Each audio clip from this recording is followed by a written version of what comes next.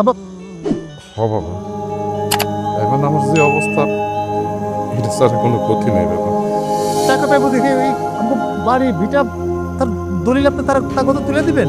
আপনার সময় নেই, আমরা টাকা দিয়ে দেবো। টাকাটা দেবো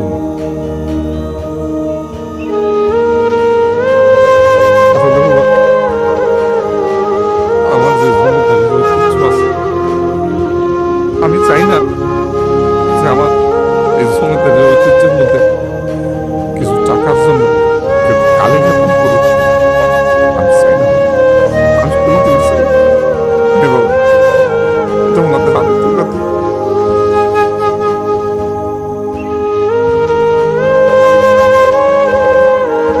তুমি দলিল আমার কাছে। তুই তো যে কি করিস? তুই দলিল নিবি কেন? আপনারা কি করতেছিলেন আপনারা? আমি মাপুর সাহেবের কথা দিয়ে টাকা আনছি। বলছিলাম যদি সময় মতো না দিতে পারে তাহলে এই বাড়ির দলিলটা দিয়ে দেবে। ওনার কথা মতো আমি ওনার টাকাটা দিতে পারিনি, যার কারণে দলিলটা দিয়ে দিতেছি। আপনি ভাবলেন কেন আমার চোখের সামনে হাফিজ খান একটা বাড়ি ছাড়া করবো? তুই আবার কি করবি? দড়িটা দিয়ে দে। না, আমি দলিল দেবো না।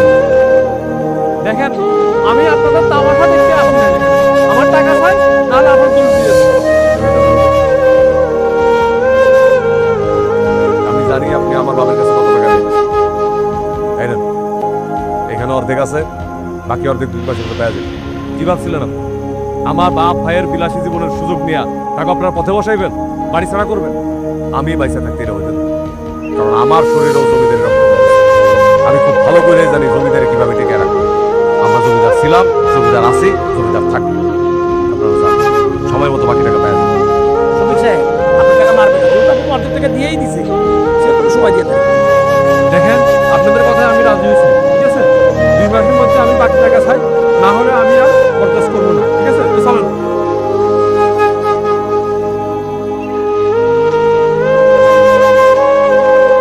কিরে ভাই, তুমি এতগুলো টাকা পাইছিস?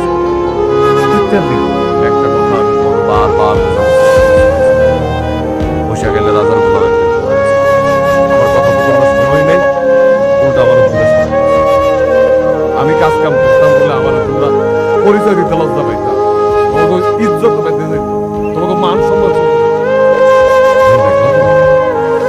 দেখলাম বিলাসী জীবনের জন্য একটা মানুষের জীবন কোথায় যে ঠেকতে পারে আজকে প্রমাণ পাইলাম না। এই টাকা কোথায় পেয়েছি? আমি যে পরিশ্রমটা করতাম, সেই পরিশ্রমের টাকা থেকে 3 করে পাবো। লাগলো না কাছে টাকা পয়সা? লাগলো না? বাবা, তুই ঠিক বলছ। আসলে জমিদারের ঐতিহ্য রক্ষা করার জন্য আর ভাব দেখাতে গিয়ে আজকে সবকিছু হারাইতে বসছিলাম। বাইরে মাফ করে দিস ভাই, মাফ করে দিস আমার। তুমি অনেক বড় অন্যায় করেছিলি ভাই, মাফ করে দে। আমার কাছে মাপ চাই না। মিনা, বোন, তুমি আমার মাফ করে দিও। আমি টাকা পয়সার লোভে পড়ে তোমার সাথে কত খারাপ ব্যবহার করছি, কত ছোট করে কথা কইছি তোম করে। আর আজকে তোমরাই আমগরে বাঁচাইতে চলে আসলাম। মাফ করে দিও বোন, ভাই মাফ করে দিও ভাই। ভাবি কি করতেছেন এইসব?